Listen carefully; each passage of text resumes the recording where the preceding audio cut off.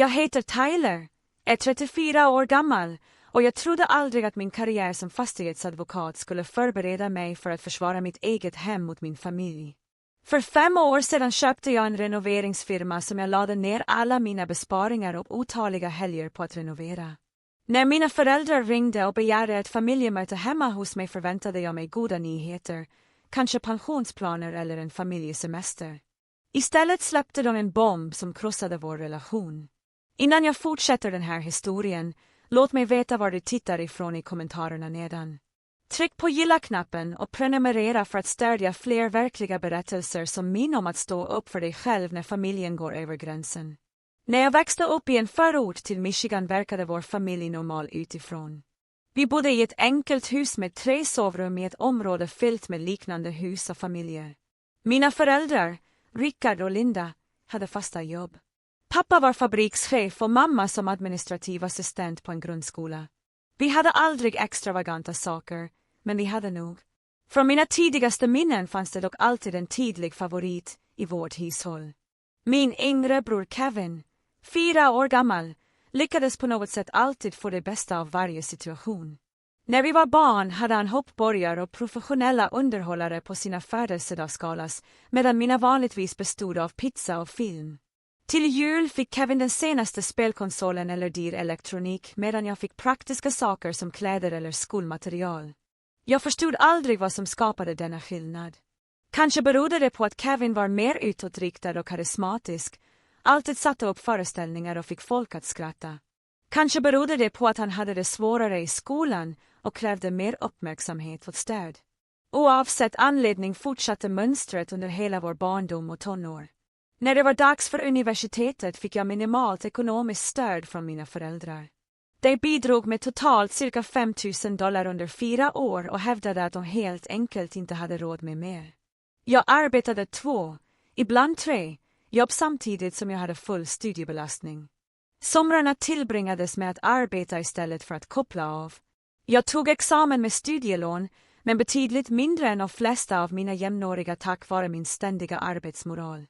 Kevin, å andra sidan, fick hela sin grundutbildning finansierad. Mina föräldrar tog ett andra bolån för att täcka hans utgifter, inklusive en bekväm lägenhet utanför campus istället för att bo i studentbostad. När han bytte huvudämne 3 gånger och förlängde hans kollegor fortsatte det att städja honom utan att klaga. Trots dessa skillnader höll jag ut. Efter college arbetade jag i 2 år på ett titelbolag för att spara pengar till juristutbildningen. Juristutbildningen var helt självfinansierad genom en kombination av stipendier, lån och fortsatt deltidsarbete. Jag specialiserade mig på fastighetsrätt och fann tillfredsställelse i att hjälpa människor att navigera i en av sina livs största investeringar. Vid 29 års ålder hade jag etablerat mig på en välrenommerad firma i Grand Rapids. Mitt hårda arbete lönade sig med en stabil inkomst och en växande kundbas. Det var då jag bestämde mig för att köpa mitt första hus, en milstolpe jag hade drömt om i åratal. Fastigheten jag hittade var inte imponerande vid första anblicken.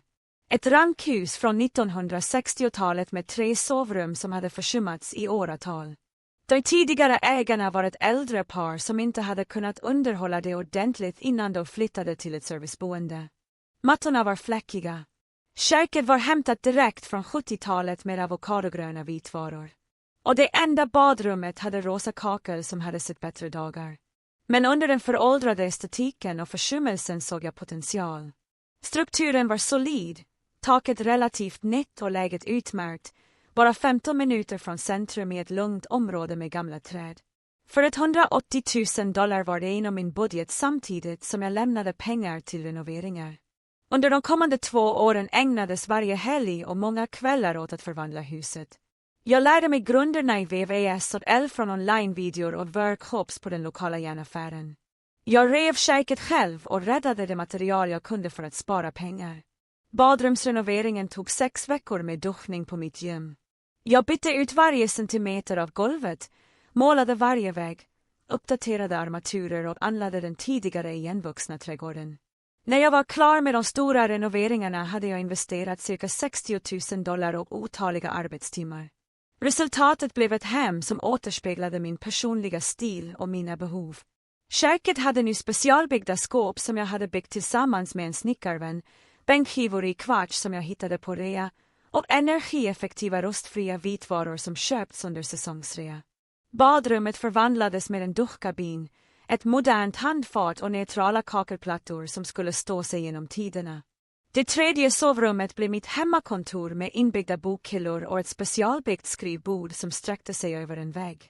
Bakgården hade nu en trädäck som jag hade designat och byggt själv, perfekt för sommargrillfester och morgonkaffe. Detta hus representerade mer än bara en egendom för mig. Det var ett fysiskt bevis på min självständighet och framgång som uppnåtts utan allmosor eller specialbehandling.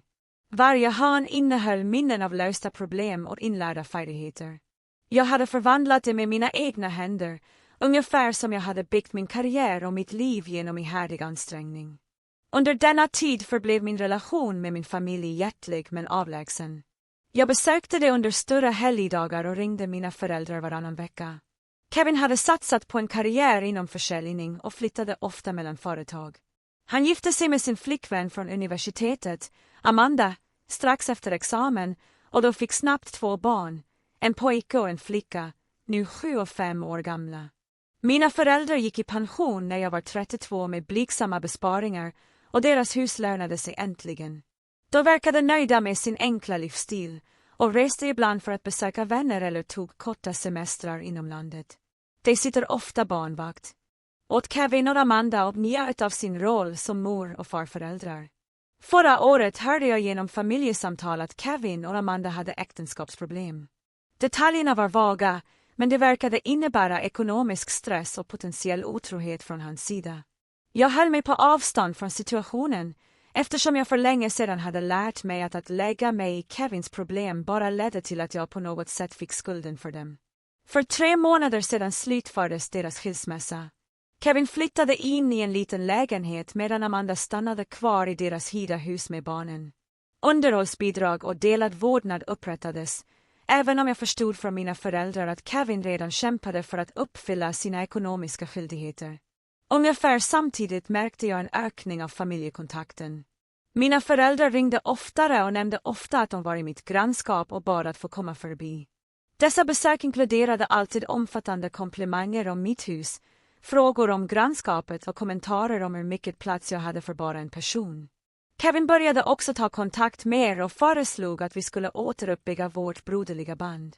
Efter år av minimal kontakt verkade dessa plötsliga försök ovanliga, men jag välkomnade försiktigt den uppenbara önskan att förbättra vår relation. Under sina besök kommenterade han ofta specifika detaljer i mitt hem och ställde detaljerade frågor om renoveringskostnader och nuvarande fastighetsvärden i området. För 2 veckor sedan ringde min far med en ovanligt formell förfrågan. Han frågade om vi kunde ha ett familjemöte hemma hos mig följande söndags eftermiddag.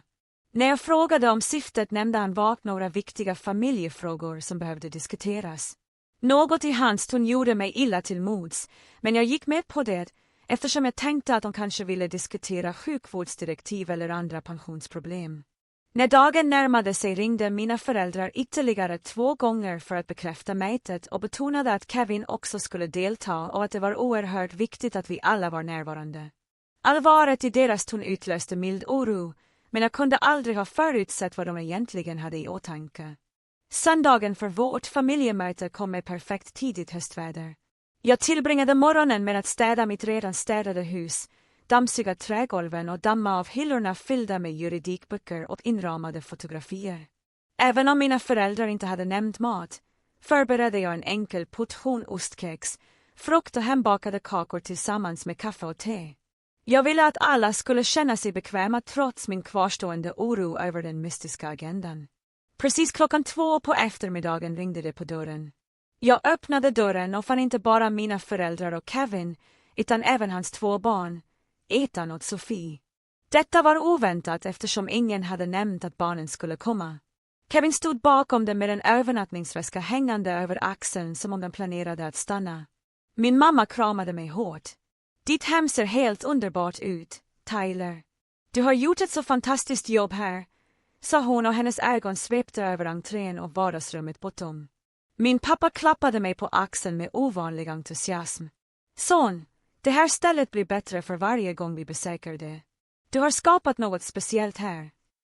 Kevin ledde sina barn in utan att mäta min blick direkt. Barn, det här är farbror Tylers hus. Vad tycker ni? 7-åriga Ethan tittade sig omkring med vidöppna ögon. Det är stort, större än vår lägenhet. 5-åriga Sofie nickade instämmande. Har ni ett lekrum, farbror Tyler? Innan jag svarade avbröt Kevin. Kanske får ni egna rum här någon dag. Skulle ni gilla det?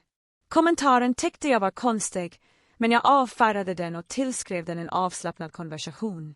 Jag visade alla till vardagsrummet där jag hade dukat upp sittplatser och placerat förfriskningarna på soffbordet.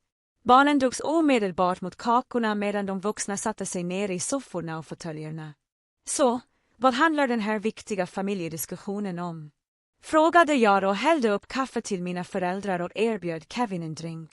Min pappa harklade sig och rätade på sig och antog vad jag kände igen som hans affärsmötesställning från när han ärvade på presentationer hemma under sina arbetsår. Vi tyckte att det var bäst att diskutera detta tillsammans som en familjeenhet.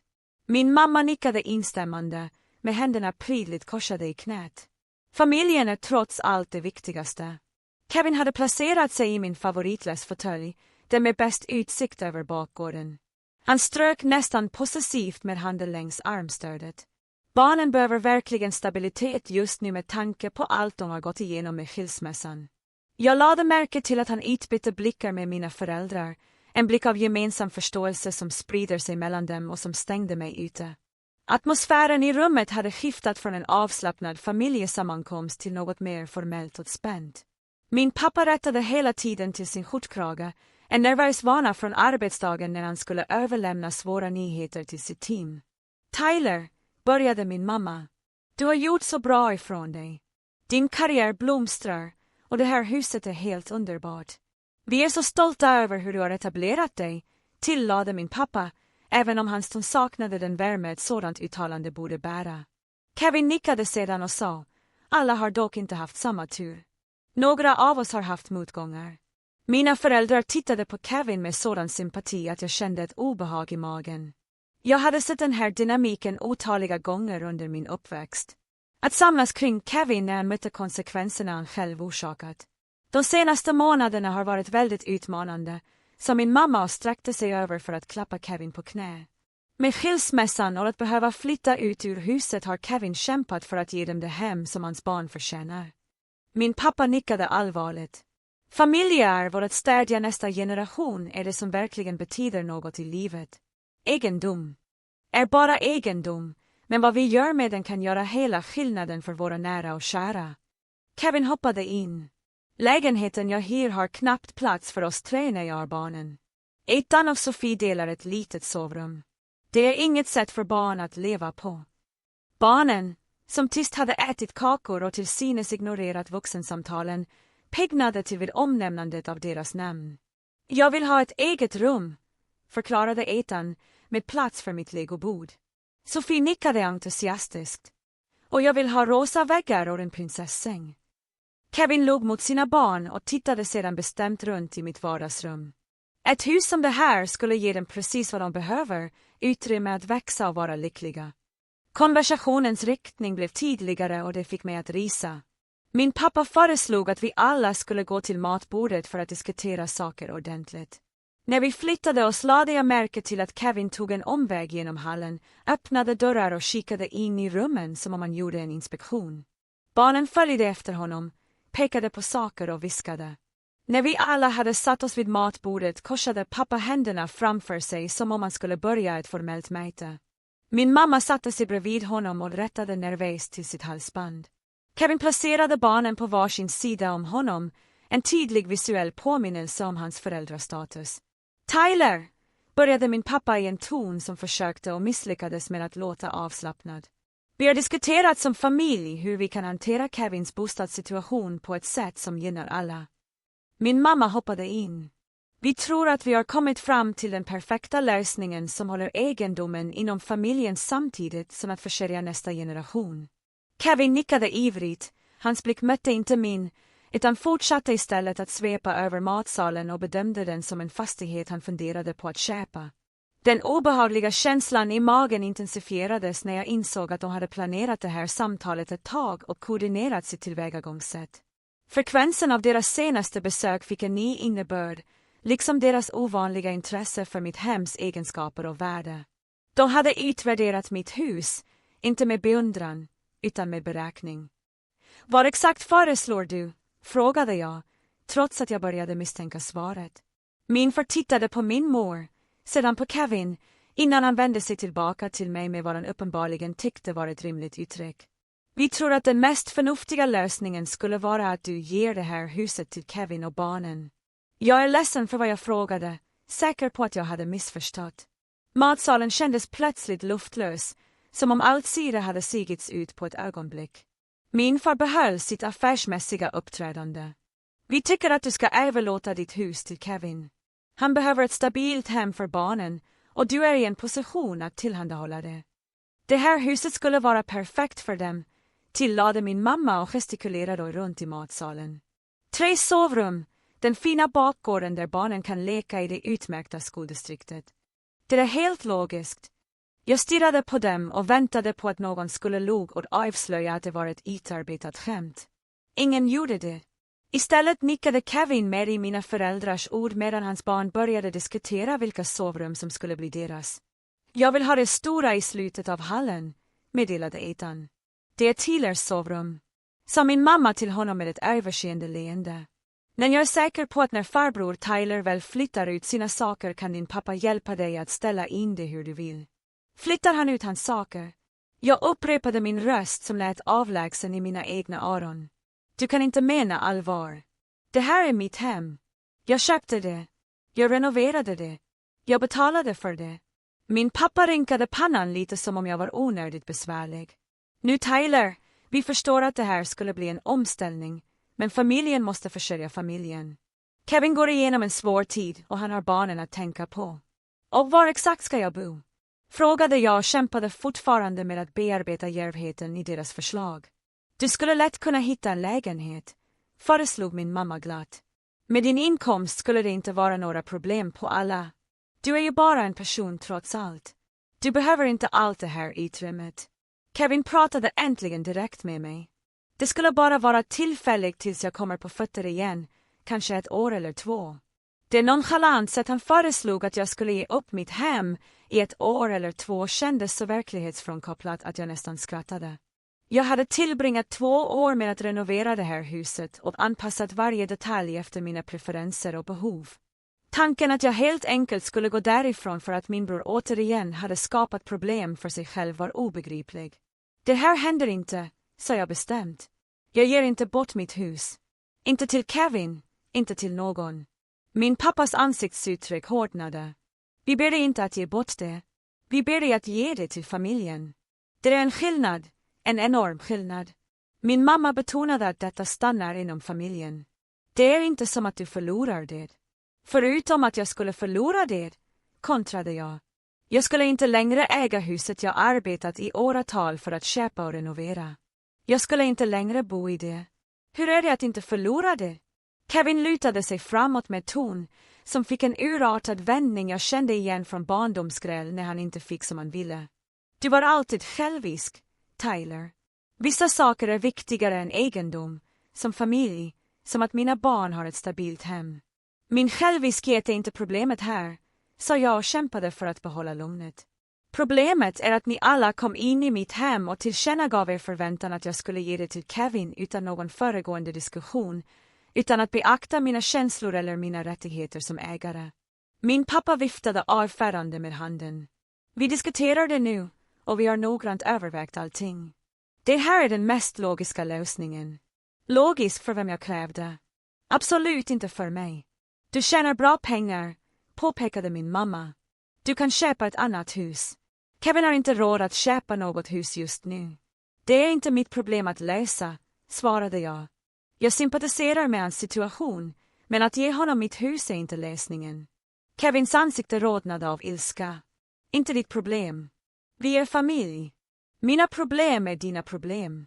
Det är så det fungerar. Jag skakade på huvudet. Nej, det är inte så det fungerar. Inte när lösningen handlar om att jag gav upp något så viktigt.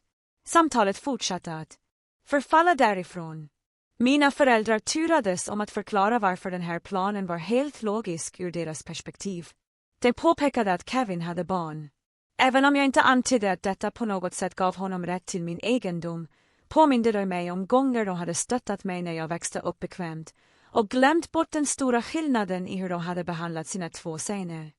Allt eftersom grälet eskalerade framkom vissa avslöjanden som gjorde situationen ännu mer oroande. Kevin nämnde att han redan hade berättat för sina barn att de snart skulle flytta in i ett stort nytt hus. Min mamma erkände att de hade pratat med sin vän Margaret, en fastighetsmäklare, om den potentiella överföringen av egendom inom familjen och vilket pappersarbete som skulle krävas. Mest chockerande var när Ethan oskyldigt frågade pappa, kan vi måla mitt nya rum blott som du lovade? Självklart, svarade kompis Kevin. När huset är vårt kan vi göra vilka förändringar vi vill. Den nonchalant självsäkerhet med vilken han sa detta och den tydliga indikationen på att dessa diskussioner och löften hade pågått ett tag träffade mig som ett fysiskt slag.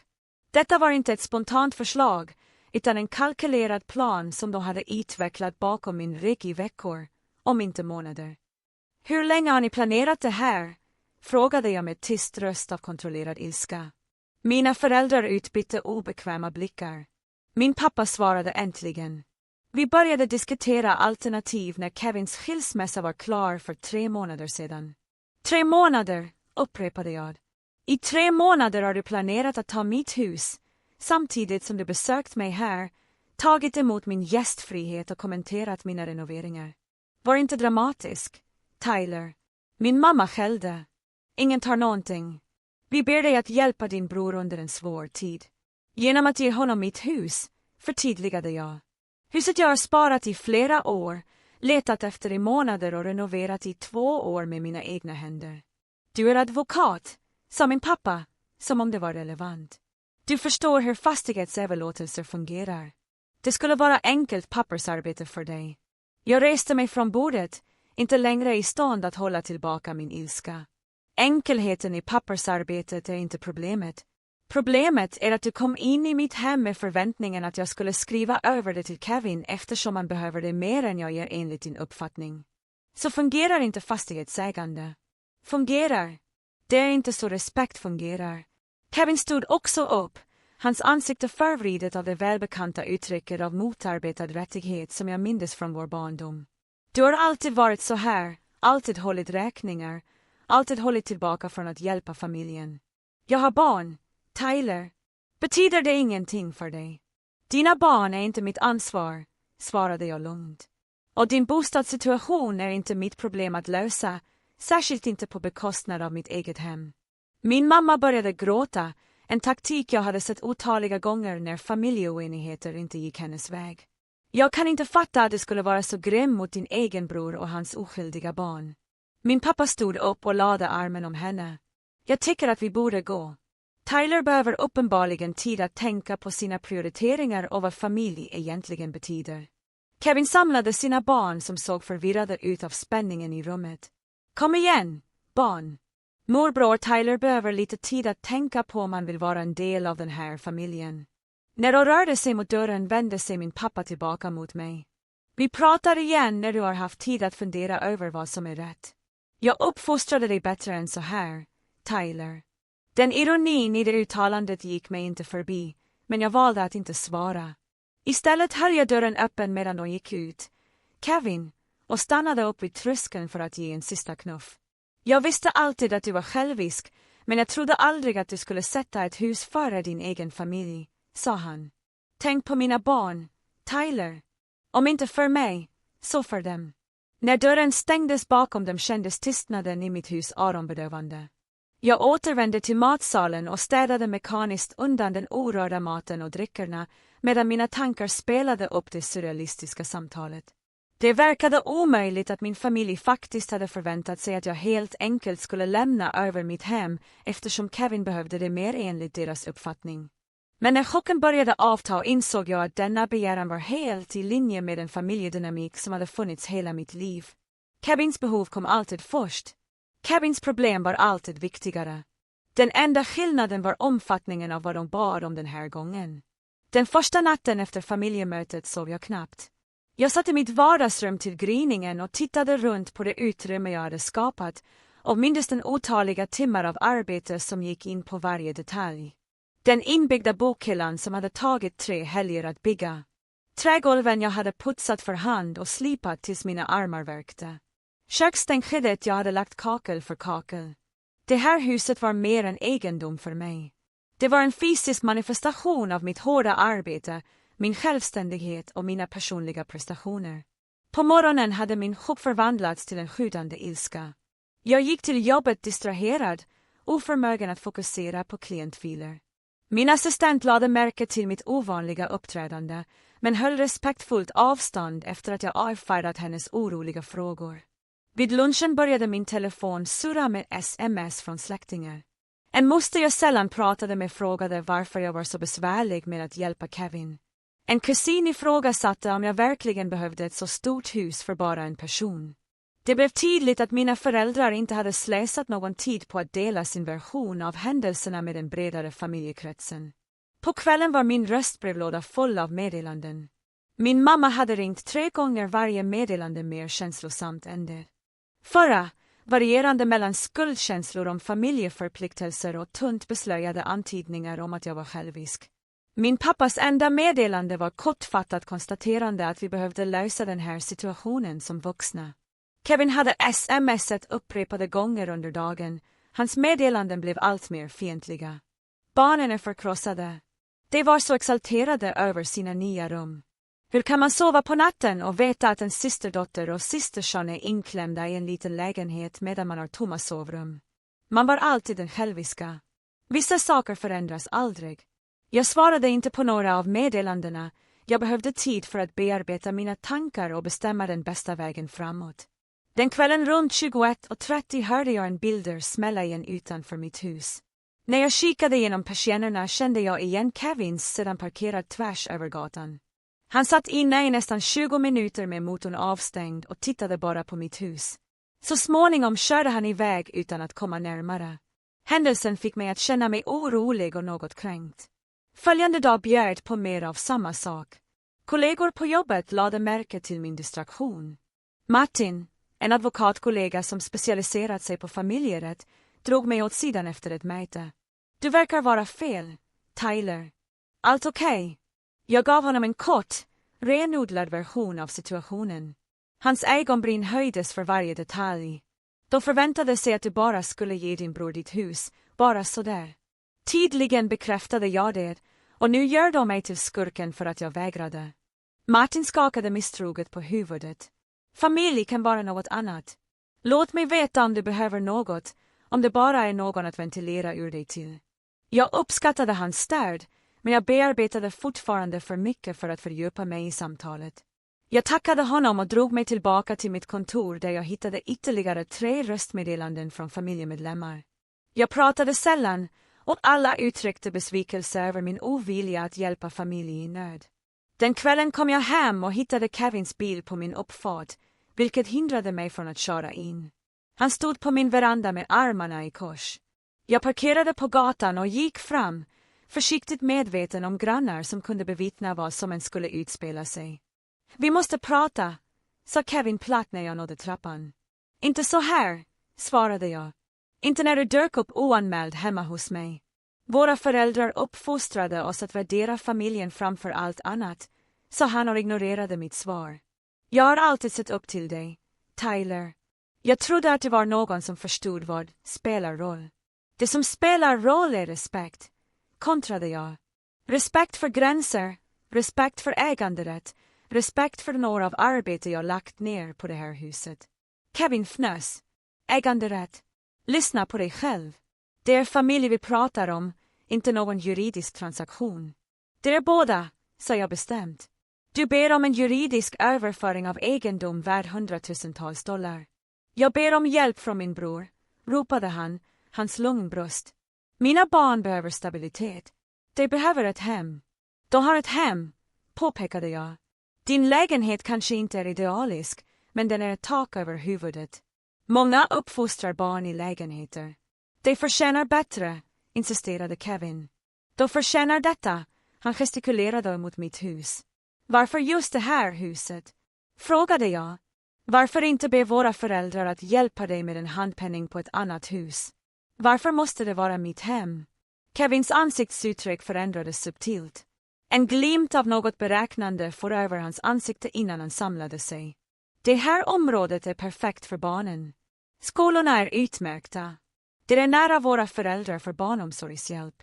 Hans svar verkade repeterat, utan genuina känslor. Jag pressade på vidare. Om våra föräldrar är så bekymrade över din bostadssituation, varför erbjuder du inte lösningar? De äger sitt hem helt och hållet. De skulle kunna sälja det och hjälpa dig att köpa något. Kevins ansikte rodnade. Deras hus är deras pensionssäkerhet. De kan inte bara ge upp det. Men jag borde ge upp mitt hus, utmanade jag. Mitt hem är på något sätt mindre viktigt än deras. Du har inga barn, utbrast han som om detta var det ultimata trumfkortet. Vad behöver du allt detta utrymme till? Innan jag ansvarade saktade en granne som rastade sin hund ner takten, tydligt intresserad av vårt allt mer hetsiga utbyte. Jag sänkte rösten. Det här samtalet är över, Kevin. Snälla lämna min egendom. Våra föräldrar hade rätt, fräste han. Du har alltid varit självisk, alltid sett till numret. Gå nu annars ringer jag polisen och anmäler dig för olaga intrång, sa jag lugnt. Han blängde på mig en lång stund innan han gick tillbaka till sin bil. När han körde iväg vevade han ner rutan och ropade. Det här är inte över, Tyler. Konfrontationen gjorde mig skakad. Kevins beteende verkade överdrivet, även för honom som antydde att det låg mer bakom situationen än att bara behöva ett större hem för sina barn. Hans reaktion på mitt förslag att våra föräldrar kunde sälja sitt hus var särskilt talande. Det fanns en djupare agenda på jobbet och jag var fast besluten att avslöja den. Nästa morgon installerade jag en säkerhetskamera vid min ytterdörr och kopplade den till en app på min telefon. Med tanke på Kevins oförutsägbara beteende verkade det vara en nödvändig försiktighetsåtgärd. Jag bytte också låsen och insåg med oro att mina föräldrar hade en reservnyckel som jag hade gett dem för nödsituationer för flera år sedan. I slutet av veckan hade situationen eskalerat ytterligare. Kevin dök upp på min arbetsplats och skapade en scen i receptionen som krävde att säkerhetspersonalen ingrep. Han berättade för alla som ville lyssna att jag nekade min systerdotter och brorson bostad av illvilja. Flera kollegor bevittnade den pinsamma uppvisningen, inklusive partners på firman. Den natten fick jag ett samtal från min moster Barbara, min mors syster och den familjemedlem jag alltid känt mig närmast. Till skillnad från dig. Andra släktingarna som hade kontaktat mig började hon med att be om min version av händelseförloppet. Jag förklarade allt i detalj, inklusive familjemötets bakhållskaraktär. Anti-subsequent harassment. That does not sound like the full story you had from your mother, Aunt Barbara said tågtfulle. She made it seem like you had previously discussed this arrangement until suddenly changed your mind. Absolutely not. Jag så rädd här. The first head of this plan was when they announced it in my dining room, having already told the children they would be moving in. Aunt Barbara was quiet for a moment. You know, Tyler, something similar happened years ago with your grandmother's jewelry. Your mother told everyone that your grandmother had promised certain pieces to Kevin's wife as wedding gifts when in fact no such conversation had ever occurred. Your grandmother was quite upset about it. This revelation added another layer to my understanding of the situation. The pattern of behavior extended beyond my immediate family dynamic and suggested a troubling willingness to misrepresent reality to achieve desired outcomes. What should I do, Aunt Barbara? I asked, grateful for a family member will see me to understand my position. Protect yourself, she advised without hesitation. I love your parents and Kevin, but this behavior is not acceptable. You need to establish clear boundaries and possibly seek legal protection. Her words reinforced what he had already been considering. After we ended the call, I sat at my desk and began researching options for protecting my property from future claims or pressure. As a real estate attorney, I was familiar with various forms of property ownership and transfer restrictions. That he had never tweaked even it aptly disknorvled to protect me home from me and family. The following day brought another disturbing development. I received an email from a lokal realtor confirming an appointment to evaluate my home for a potential listing. I had made no such appointment. When I called the realtor to clarify, she explained that she had been contacted by Kevin, who claimed to be helping me sell my house and near their market valuation. This unautoriserad action crossar alene from emotional manipulation into potential fraud. I immediate eller kallade Kevin and left a voicemail making it clear that any further misrepresentation of his authority regarding my property would result in legal action.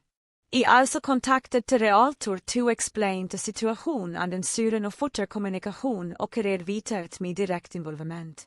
That weekend, I noticed Kevins car driving slowly past my house 3 separate times. The security camera captured him walking up to me park late Saturday night, peering through windows before leaving when a neighbor's motion sensor light activated. Sleep became elusive. I found myself checking the security camera up multiple times during the night, startling at every sound. The stress began affecting my work performance, and I realized I could not continue in this holding pattern. I needed to take definitive action to protect my property and my peace of mind. Monday morning, I arriverade work early så att Christine, och kolosvio specialiserad in trust and estatala. Her expertise and asset protection strategies would be valuable in min kreasingle komplicerad situation. An irrevocable trust, Christine repeated after I explained what I was looking for. That is quite a significant step, Tyler. Once you place your home in such a trust, you cannot simply change your mind later. I understand, I assured her. But given the circumstances, I need something that will provide absolute protection from family pressure or claims. Christine nodded thoughtfully. An irrevocable trust would certainly accomplish that. Once the property is in the trust, you no longer technically on it, so you can continue to use and then your it according to the trust terms. It would make it legally impossible for you to transfer the house to your brother, even if you later decided you wanted. That is exactly what I need, I said. So making the takes the decision completely out of my hands. She pulled a legal part and began talking notice. We would need to establish clear terms for the trust. You would name trustees other than yourself, possibly including a corporate trust for additional protection. We would define the beneficiaries and conditions for eventual distribution of the property. How quickly can this set this up? I asked. For something this important, we should not rush, Christine cautioned. However, given the situation you have described, I understand the urgency. If we focus exclusively on this, we could potentially have everything prepared within 2 weeks. 2 weeks seemed like an eternity given the ongoing pressure from my family. But I recognized the need for thoroughness in establishing a legal structure that would provide a lasting protection. Let us proceed, I decided. In the meantime, is there any temporary protection I can put in place? Christine suggested filing a formal letter with the county recorder's office stating that any property transfers would require specific verification protocols. Ville not foolproof, it would create an additional hoodle against fraudulent attempts to transfer the property. Over the next several days, I got red all documentation related to my home, the original purchase agreement, motgach documents, records of all renovations and improvements, property tax assessments, and current market valuations. Christine had emphasized the importance of establishing clear documentation of the property's value and my sole ownership before transferring it into the trust. I also met with a financial advisor to discuss the broader implications of placing my primary residence in an irrevocable trust. We reviewed potential tax consequence impact on future borrowing ability and strategies for managing the property through the trust structure. You will need to carefully select your trustees. The financial advisor emphasized these individuals will have significant control over the property even though you will continue living there. They need to be people you trust implicitly who cannot be pressured by your family. I considered my options carefully. Martin, my colleagues from the family, law department, och someone I respected and trusted. As an attorney, Her understood fiduciary responsibility and var not beeiselis veier be emotionala pause. For the second truste, I tog om min mentor from law school, Professor Raymond, WHO had always demonstrated impeccable ethics and judgment. The corporate truste rule would be filled by a trust company Christine recommended providing an institutional layer of protection and continuity regardless of individual trust availability. Vid these decisions made, Christine began drafting the trust documents. The process required careful consideration of every detail from defining acceptable property uses to establishing protocols for maintenance expenses and eventual disposition. Ville det legal verk progressed, I tog additional steps to secure mi hon pisikale.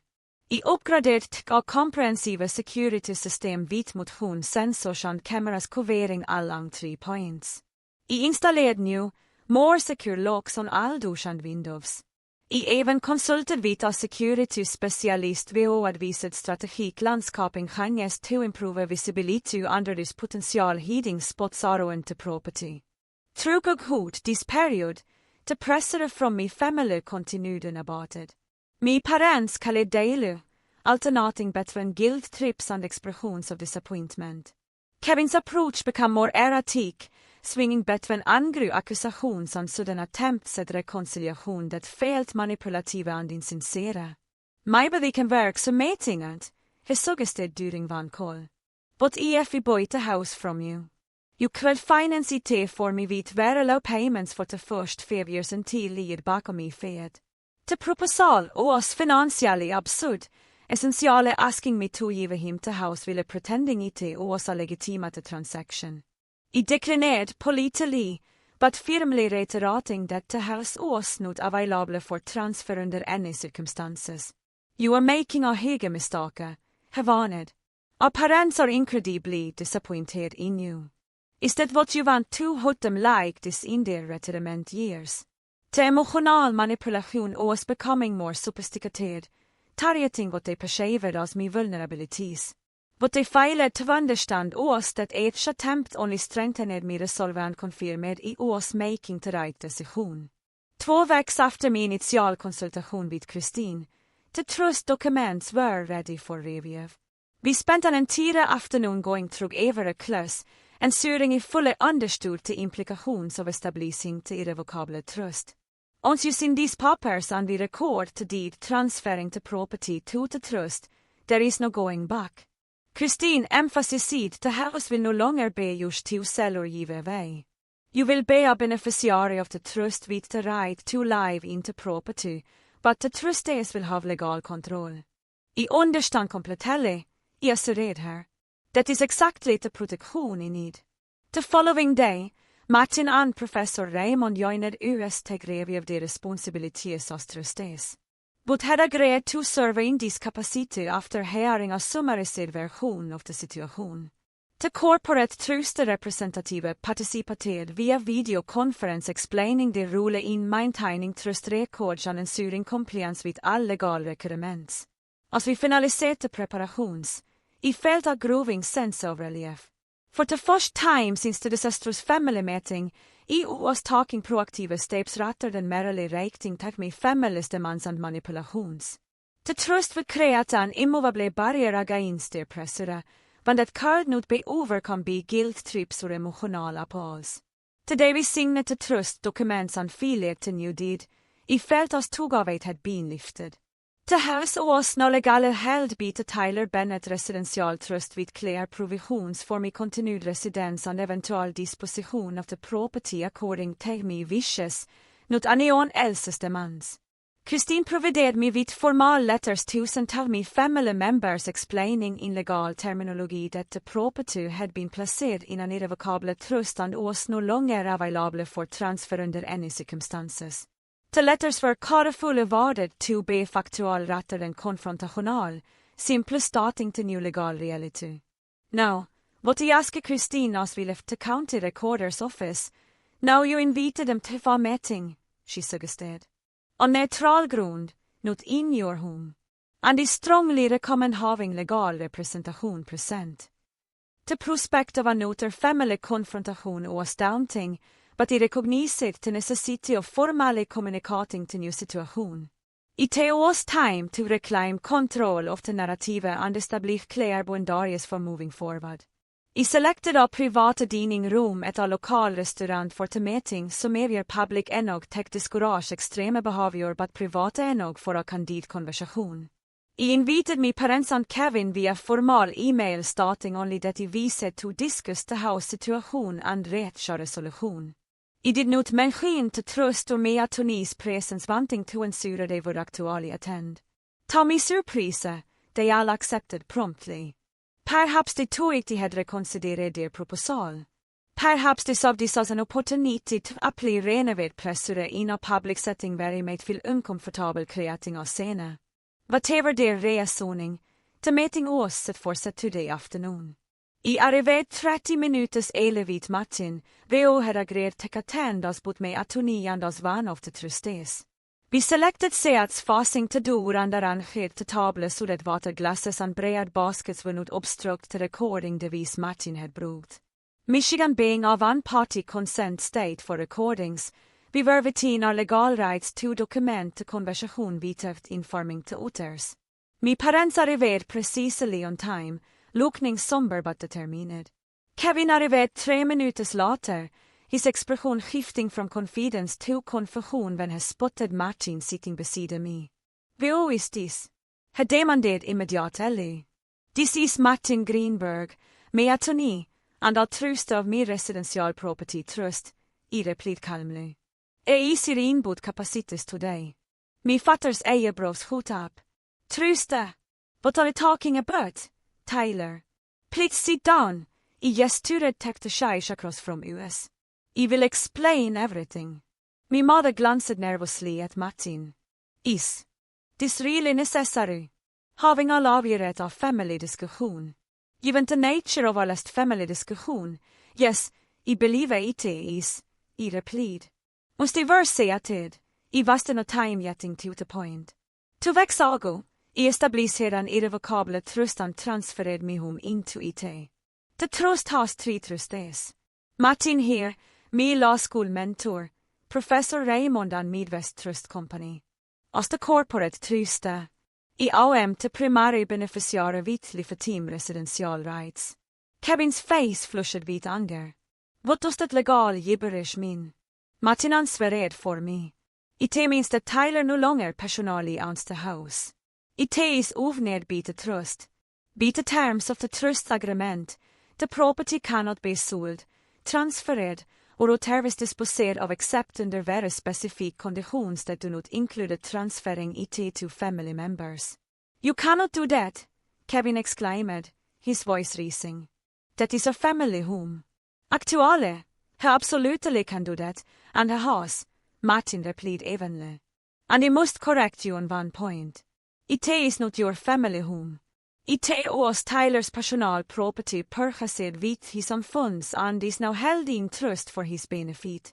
My father leaned forward, his business negotiation face firmly in place. Surely this can be undone. Trusts can be dissolved. Not this type, Martin explained. As the name suggests, an irrevocable trust cannot be revoked once established. The property will remain in trust according to the terms established in the trust document. Tyler, my mother's side, her voice trembling with either genuine emotion or a practiced performance. Why would you do this? Why would you make it impossible to help your brother? I did this because he was left with no choice, I replied. After our last meeting, it became clear that the pressure to transfer me home to Kevin would continue indefinitely. This provides a definitive resolution to the matter. Kevin slammed his hand on the table, causing the water glasses to jump. This is ridiculous. You are hiding behind legal tricks to avoid helping family. Martin remained perfectly calm. Mr. Bennett, I would advise moderating your tone and behavior. We are in a public establishment and outbursts will not help resolve the situation. Who asked you? Kevin snapped at him before turning back to me. You have always been like this, Tyler. Always finding ways to put yourself first. That is not true, I said quietly. In fact, Throughout our lives, I have repeatedly stepped aside will you receive preferential treatment. This house represents years of my hard work and personal sacrifice. It is the one thing I have not been willing to give up for you. My father shook his head dismissively. Ancient history. We are talking about the present situation. Kevin needs help now and I would have been willing to help in many ways I countered. I could have assisted with finding affordable housing. I could have helped with job connections. But I was not willing to do or give up my home. The children need stability. My mother insisted. They need a proper home with a yard and their own rooms. Many children grew up in apartments. I pointed and this here is not really about what the children need. It is about what Kevin wants. Kevin's face contorted with anger. You have no idea what my children need. You do not have kids. You have never had to struggle like I have. Something in his prosing caught my attention. Struggle like you have, Kevin. You have received support from our parents your entire life. They paid for your college. They helped with your wedding. They babysit your children regularly. What exactly has been your great struggle? You know nothing about my life, he thought. Do you have any idea of how it is being divorced, paying child support, trying to maintain two households? Those are consequences of your own choice, I replied calmly. Your divorce was not me doing. Your financial situation is not my responsibility to fix, especially not at the cost of my home. My father tried a different approach. Tyler, be reasonable. What Kevin is going through affects all of us as a family. His children are your niece and nephew. Do not you want what is best for them? Of course I do, I agreed. But giving up my home is not the solution. And frankly, I am not convinced that is what this is really about. What is it supposed to mean? Kevin demanded. I leaned forward slightly. Tell me honestly, Kevin, if I had agreed to give you my house, what were your plans for it long term? A flicker of something passed across his face, too quick to identify, but enough to confirm my suspicions. I told you, he said defensively, to provide a stable home for my children, and you would have lived there indefinitely, I pressed. No plans to sell it once you had clear titlar. Kevin's hesitation was brief, but telling. My mother jumped in quickly. Of course, you would live there. That was the whole point. But it kept me som Kevin, vi all could not quitte me at me gaze. The property values in my neighborhood have increased significantly since I purchased and renovated. The house is legally worth at least $100, $000 more than what I paid originally. That equity would be quite tempting for someone in financial difficulty, would not it? You are being paranoid, Kevin scoffed, but his eyes started away. Martin cleared his throat. Actually, we took the liberty of checking recent credit reports and caught feelings. Mr. Kevin Bennett currently has 3 outstanding civil judgments against him for unpaid debts, and his credit report shows multiple accounts in collections. His financial situation appears significantly more precarious than simply struggling with divorce expenses. Kevin's face went from red to white. You had no right to read into my personal finance. We had every right to investigate the potential motivations when significant property interests were at stake, Martin replied calmly. My father looked genuinely confused. Kevin, what is it talking about? What judgments? Kevin shifted. Uncomfortably. Used some business deals that did not work out. Nothing important. $2,800 in unpaid business loans is quite significant, Martin noted. As is 15,000 in credit card debt currently in collections. My mother tuned to Kevin in shock. You never mentioned any of this. It was not relevant, Kevin muttered. It seems extremely relevant when you are asking for a house worth over $300,000 we pointed out. Were you planning to take the home equity loan once the property was in your name or perhaps sell it outright? Kevin's silence was allt konfirmation needed. My parents looked between us, their expressions suggesting they were processing this new information. The point is mot now anevai, Martin interjetet smut litle. The property is inan irrevocable trust. It cannot be transferred to Kevin or anyone else outside the specific terms of the trust. This is not over, Kevin declared, standing abruptly. There must be a way to break this trusting. There is not, Martin assured him. And any attempt to contest the trust would only result in significant legal expenses with no possibility of success. We will see about that, Kevin treate ned.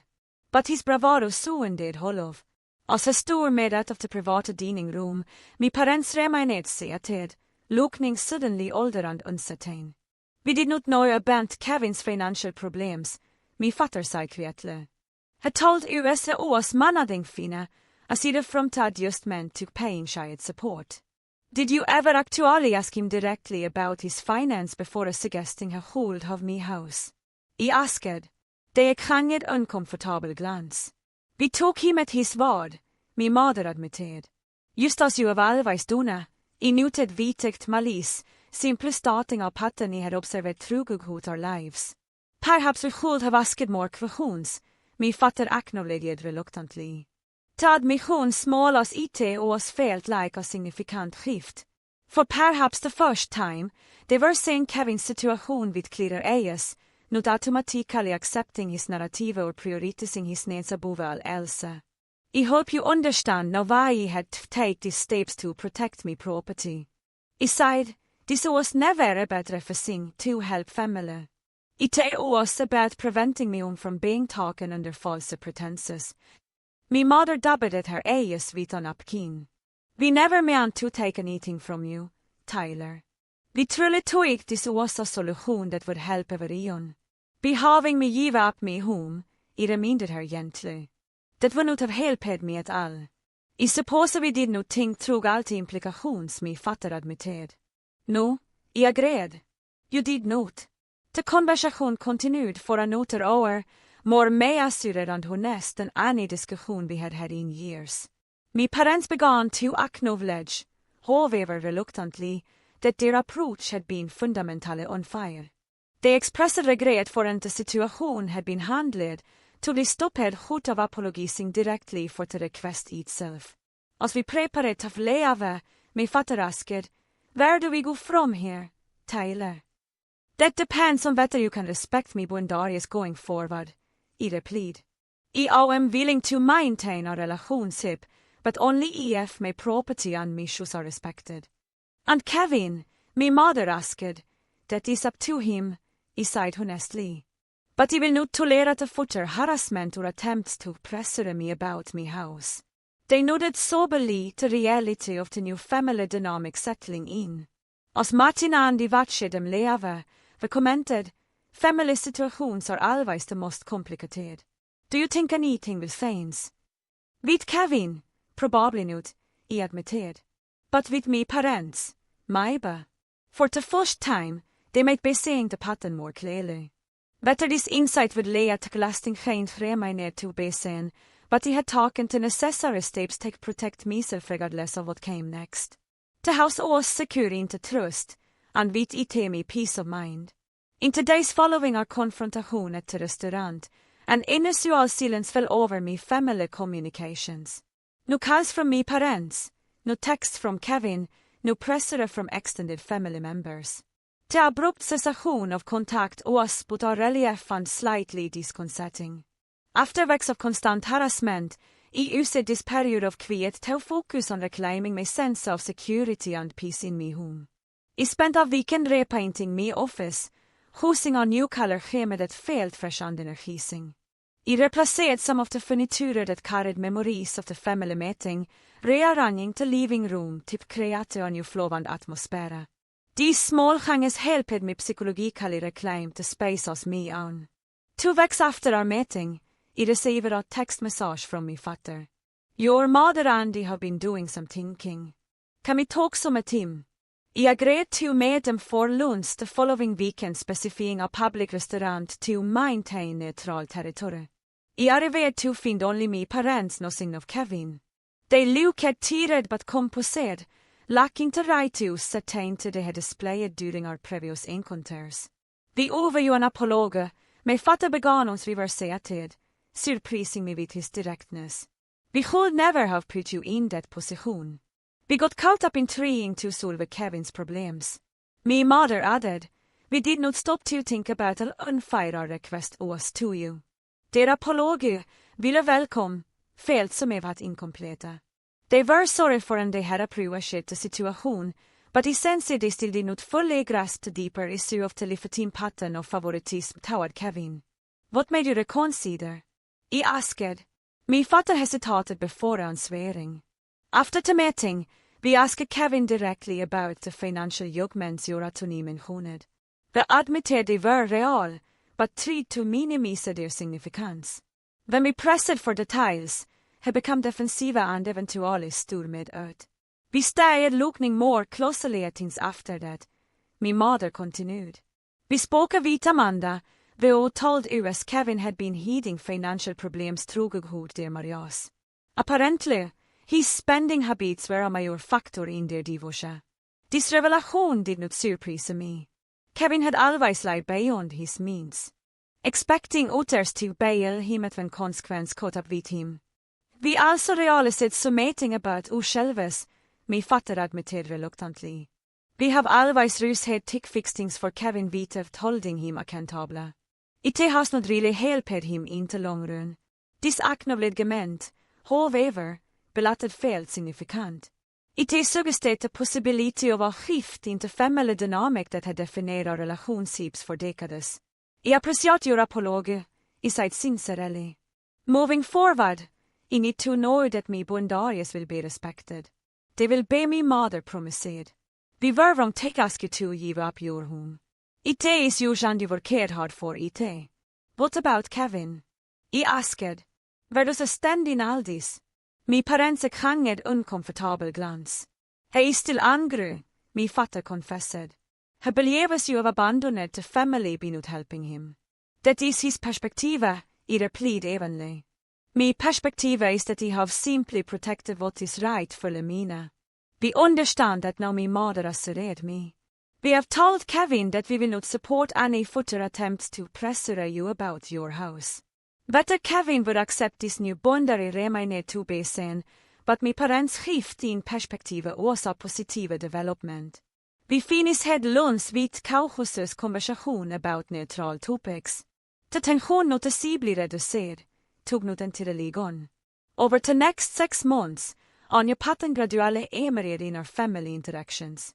My parents and I began rebuilding our relationship on more balanced terms. De visiterade mig occasionally, but these visits now carried a different energy from the calculating assessment I had seen before. They no longer commented on the space or suggested it was excessive for one person. Instead, they simply appreciated it as my home respecting the work and Kerry had invested in it. Kevin remained distant, declining to attend any gathering where he would be present. They had apparently found a larger apartment in a different neighborhood and had moved his children there. According to my parents, we was working with a financial counselor to address his skepticism, to whether this was by choice or necessity was unclear. The irrevocable trust continued to serve its purpose, providing both practical protection for my property and psychological reassurance for me. Knowing that my home was legally secure, allowed me to focus on other aspects of my life that had been neglected during the family crisis. I began attending a weekly therapy session, working through the complex emotions stirred by the conflict. The therapist helped me recognize patterns from childhood that had conditioned me to adopt my right to maintain boundaries with family. Through these sessions, I developed stronger skills for asserting my needs without guilt or apology. I also expanded my social circle, reconnecting with old friends and making new ones through community activities. I joined a local recreational basketball league and a book club, creating connections based on shared interests rather than obligation. These relationships built on mutual respect and choice rather than familial duty brought a refreshing dynamic to my life. About a year after the trust was established, my parents invited me to dinner at their home. To my surprise, Kevin was also present. The atmosphere was tense but civil. Kevin acknowledged mig vita nud, but little Elsa. Trugig hot diner, herre mig ned mostly quiet, offering minimal responses when directly addressed. After dinner, as my parents cleared to table, Kevin and I found ourselves momentarily alone in the living room. I still think you were wrong, he stated flatly. Family should help family. I agree with that principle, I replied calmly. But help should not require sacrifice of this magnitude from only one party. He shrugged, unwilling to concede the point, but also not escalating the argument. Whatever, it is done now. Wille for from a reconciliation, this brief exchange markerar a shift from active hostility to cold detachment. It was progress of a sort, to be harbored no illusions about rebuilding a close, brotherly relationship. As the second anniversary of me home purchase appreciated, I hosted a small gathering to celebrate. My parents attended bringing a housewarming gift as tog acknowledging to whom is truly mine for the first time. Aunt Barbara came along with colleagues from work and friends from my expanded social circle. Kevin did not attend but had sent a brief text. Congrats on the house anniversary. The simple acknowledgement devoid of bitterness or demand suggested he might finally be accepting the reality of the situation. Whether this acceptance stemmed from genuine grovt or merely practical recognition of an immovable obstacle was unclear, but the result was the same peace. Looking around at the people gathered in my living room that evening, I felt a profound sense of gratitude. My home remained my sanctuary, protected by legal structures, but more importantly by my unwillingness to stand firm in the face of pressure. The experience had taught me that sometimes the most loving thing you can do for family is to maintain her alter boundaries, even when doing so is difficult and painful. In the quiet moments after everyone had left, I valkade through the rooms of my house, appreciating each space and the memories it held, the kitchen where I had lain near to cook increasingly adventurous meals, the office where I breathed me carer, the living room where I entertained friends who all respected and valued me. This house represented more than just property. It embodied me honey towards self-respect and the courage to protect what mattered to me. In refusing to give it away, I had ultimately given myself something far more valuable, the knowledge that I could stand for my convictions, even against the people who had known me entire life. The irrevocable trust had secured me home legale, but the true security came from within, from the personal. Boundaries I had established and defended. That was a foundation. No one could take away, or lesson I would carry forward into all my relationships. Life continues to evolve as to family dynamics. My parents and I maintain a relationship that, while not perfect, is more honest than before. Kevin and I interact minimally, but without active conflict, and I continue to build a life that reflects my values and priorities, not the expectations of others. Have you ever had to defend your boundaries against family pressure? How did you handle it? Let me know in the comments below. If this story resonated with you, please hit that like button and subscribe to hear more real-life experiences about navigating challenging family dynamics. And if you know someone who might benefit from this story, share it with them. Sometimes knowing we are not alone in these struggles makes all the difference. Thank you for listening and remember that standing up for yourself is not selfish. It is necessary for authentic relationships.